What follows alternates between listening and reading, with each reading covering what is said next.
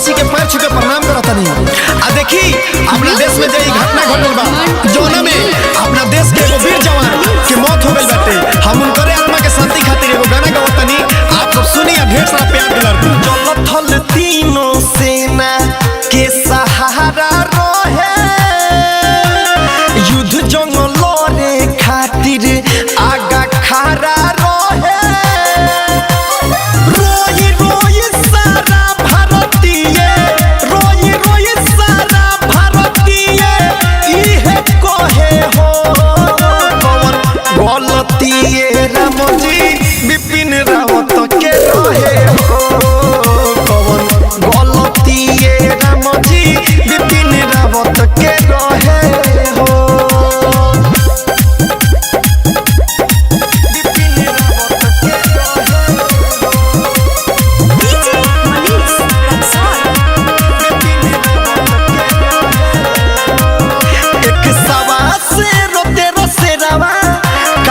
हल दिखाई ऐसन बेरावा, हल दिखाई ऐसन बेरावा हो, एक सवा से तेरा सेरावा काहे दी हल दिखाई ऐसन बेरावा।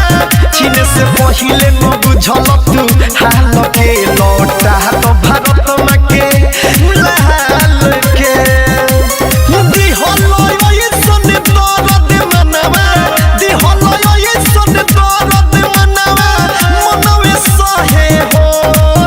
बोलो कौन गलती राम जी बिपिन रावत के रहे हो, बोलो कौन गलती राम जी बिपिन रावत के रहे हो,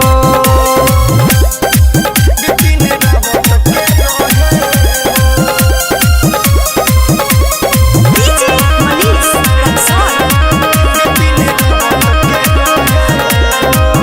पूछे रखने सगावत गावत कइले रहे का बिपिन रावत,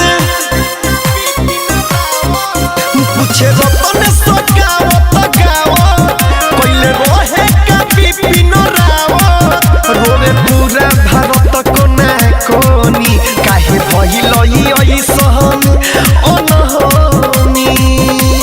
राइटर नीतीश के अखिया असुआ, राइटर नीतीश के अखिया असु ओन बहे हो, बोलो कौन गलती राम जी बिपिन रावत के रहे हो, बोलो कौन गलती राम जी बिपिन रावत के रहे हो।